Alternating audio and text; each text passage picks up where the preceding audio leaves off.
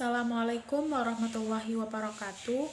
Perkenalkan, nama saya Tulfi Agustini, NIM 260-116 dari Program Studi Ekonomi Pembangunan Fakultas Ekonomi Universitas Negeri Padang. Baiklah, pada kesempatan kali ini saya akan menjelaskan materi mata kuliah pengantar Ekonomi Pembangunan yang dibina oleh Bapak Dr. Alphonse Satrianto, SEME, di mana materi yang akan saya bahas yaitu mengenai tahap-tahap pertumbuhan ekonomi menurut Rostow. Profesor W.W. Rostow memakai pendekatan sejarah dalam menjelaskan proses pembangunan ekonomi. Ia membedakan adanya 5 tahap pertumbuhan ekonomi, yaitu masyarakat tradisional, prasyarat untuk tinggal landas, dewasa maturity, dan masa konsumsi massal. Masyarakat tradisional diartikan sebagai suatu masyarakat yang struktur berkembang di sepanjang fungsi produksi berdasarkan ilmu dan teknologi pra-Newton dan sebagai hasil pandangan pra-Newton terhadap dunia fisika. Struktur sosial masyarakat seperti itu bersifat berjenjang hubungan darah dan keluarga memainkan peran yang menentukan. Prasyarat tinggal landas merupakan masa transisi di mana prasyarat-prasyarat pertumbuhan swadaya dibangun atau diciptakan. Proses penciptaan prasyarat tinggal landas dari masyarakat tradisional berjalan menurut arahan. Pada mulanya berkembang suatu gagasan bahwa kemajuan ekonomi bukanlah sesuatu yang mustahil dan merupakan suatu syarat penting bagi tujuan lain yang dianggap terbaik, baik itu berupa kebanggaan nasional, keuntungan pribadi, kesejahteraan umum, atau kehidupan yang lebih baik bagi anak cucu. Prasyarat yang diperlukan untuk mempertahankan industrialisasi menurut Rostow biasanya memerlukan perubahan radikal pada 3 sektor dan industri. Yang pertama, perluasan modal overhead sosial. Yang kedua, revolusi teknologi di bidang pertanian. Yang ketiga, perluasan impor. Pembangunan yang berkesinambungan dan perluasan industri modern dapat terjadi terutama dengan menanam kembali keuntungan ke saluran investasi yang menguntungkan. Nasionalisme diaktif yaitu reaksi melawan ketakutan akan dominasi asing, berfungsi sebagai kekuatan potensial di dalam melahirkan masa transisi tersebut. Di daerah jajahan, kebijaksanaan penjajahan untuk membangun model overhead sosial yang sebenarnya adalah untuk memenuhi keperluan mereka sendiri dan membantu menggerakkan masyarakat tradisional ke arah transisi tersebut. Tahap tinggal landas merupakan titik yang menentukan dalam kehidupan suatu masyarakat. Menurut Rostow, pertumbuhan biasanya berjalan menurut deret ukur. Di tempat lain, Rostow mendefinisikan tinggal landas sebagai revolusi industri yang pertanian secara langsung dengan perubahan radikal di dalam metode produksi yang dalam jangka waktu relatif singkat menimbulkan konsekuensi yang menentukan. Syarat tinggal landas yang pertama, kenaikan laju investasi produktif.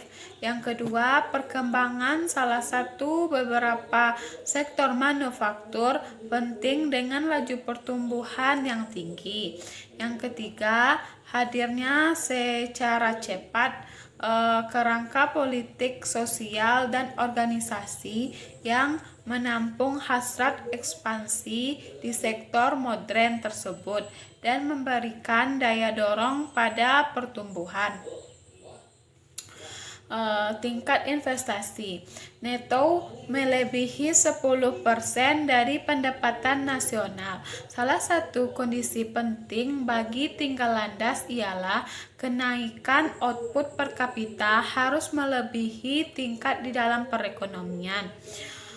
Mengenai perkembangan sektor-sektor penting, 3 sektor dalam suatu perekonomian.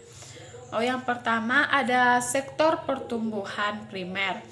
Kemungkinan inovasi atau menggarap sumber baru atau yang belum tergarap menghasilkan laju pertumbuhan yang lebih tinggi daripada sektor ekonomi lainnya. Yang kedua, sektor pertumbuhan suplementer. Pertumbuhan pesat terjadi sebagai konsekuensi perkembangan sektor pertumbuhan primer tersebut. Yang ketiga ada sektor pertumbuhan turunan. Pertumbuhan terjadi dalam kaitan yang akan tetap dengan pertumbuhan di bidang pendapatan nasional, penduduk, produksi industrial, atau beberapa variabel lain yang secara keseluruhan meningkat agak cepat. Menurut Rostow, pertumbuhan cepat sektor-sektor utama tergantung pada adanya 4 faktor dasar. Yang pertama, harus ada kenaikan permainan efektif terhadap produk sektor-sektor tersebut. Yang kedua, harus ada pengenalan fungsi produksi baru dan perluasan kapasitas di dalam sektor-sektor tersebut. Yang ketiga, harus ada keuntungan investasi dan modal lebih dulu yang memadai untuk tinggal landas pada sektor-sektor penting ini. Yang keempat, sektor-sektor penting harus mendorong perluasan output di sektor lain melalui transformasi teknik. Yang ketiga ada kerangka budaya yang mendorong ekspansi. Prasyarat terakhir bagi tinggal landas ialah hadir atau muncul kerangka budaya yang mendorong ekspansi di sektor modern. Tinggal landas didahului oleh suatu rangsangan atau dorongan kuat seperti perkembangan suatu sektor penting atau revolusi politik yang membawa perubahan mendasar dalam proses produksi atau kenaikan proporsi investasi neto menjadi lebih dari 10% dari pendapatan nasional yang melampaui pertumbuhan penduduk. Dorongan menuju kedewasaan. Rostow mendefinisikannya sebagai tahap ketika masyarakat telah dengan efektif menerapkan teknologi modern terhadap keseluruhan sumber daya mereka. Pada waktu suatu negara berada pada tahap kedewasaan teknologi, ada 3 perubahan penting yang terjadi. Yang pertama, sifat tenaga kerja berubah. Yang kedua, watak pengusaha berubah. Dan yang ketiga, masyarakat merasa bosan pada keajaiban industrialisasi dan menginginkan sesuatu yang baru menuju perubahan lebih jauh. Era konsumsi massa besar-besaran. Abad konsumsi massa besar-besaran ditandai dengan migrasi ke pinggir kota pemakaian, mobil secara luas, barang-barang konsumen dan peralatan rumah tangga yang tahan lama. Tahap-tahap pertumbuhan ekonomi Rostow merupakan literatur ekonomi yang paling luas beredar dan mendapatkan komentar pada tahun-tahun terakhir ini. Tahap-tahap itu diantaranya, yang pertama, masyarakat tradisional tidak perlu lagi berkembang. Yang kedua, prakondisi mungkin tidak mendahului tinggal landas. Yang ketiga, tumpah tindih tahap. Yang keempat, kritik terhadap tinggal landas. Jadwal tinggal landas tersebut meragukan para sejarawan ekonomi tahun tinggal landas yang dikemukakan oleh Rostow tersebut. Tahun-tahun ini juga berbeda antara penerbitan yang satu dengan penerbitan lainnya.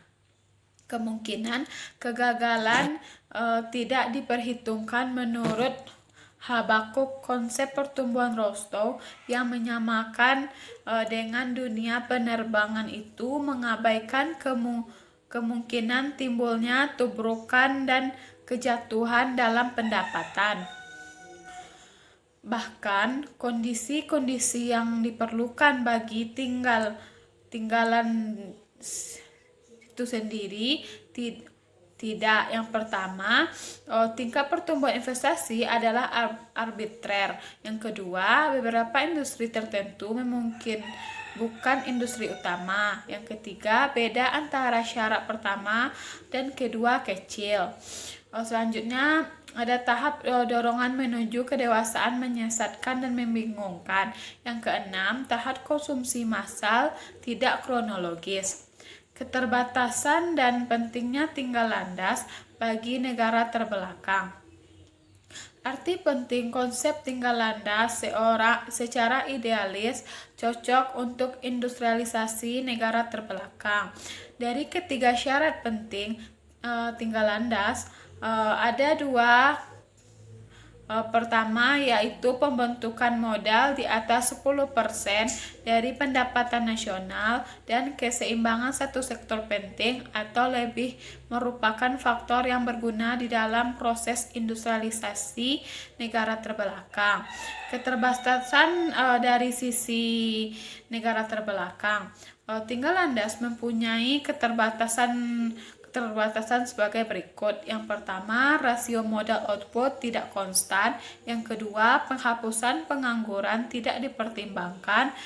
Yang selanjutnya mengenai konsep tinggal landas mengandung makna ganda apabila diterapkan pada negara terbelakang. Konsep tinggal landas memberi kesan adanya unsur spontanitas yang tidak kecil. Arti kaitannya bagi ekonomi suatu negara terbelakang. Yang ketiga ada konsep penerbangan tidak tepat. Tinggal landas di India. Menurut Rostow, salah satu syarat penting tinggal landas adalah peningkatan tabungan dan rasio investasi dari 5% atau kurang ke 10%, lebih dari pendapatan nasional, dan mempertahankannya selama 2 dasawarsa atau lebih. Syarat kedua bagi tinggal landas adalah perkembangan salah satu atau beberapa sektor penting ekonomi. India juga mempunyai syarat tinggal landas yang ketiga. Pembangunan perencanaan telah menciptakan kerangka budaya yang membawa kepada perluasan sektor modern. Akan tetapi, tidak ada aturan yang mutlak mengenai hadirnya tiga hal tersebut sebagai syarat tinggal landas. Rencana ketika dianggap sebagai tahap pertama dari dekade pembangunan intensif yang menuju kepada perekonomian swadaya. Sekian penjelasan materi dari saya. Mohon maaf apabila terdapat kesalahan kata dalam penyampaian materi. Terima kasih. Akhir kata, Assalamualaikum warahmatullahi wabarakatuh.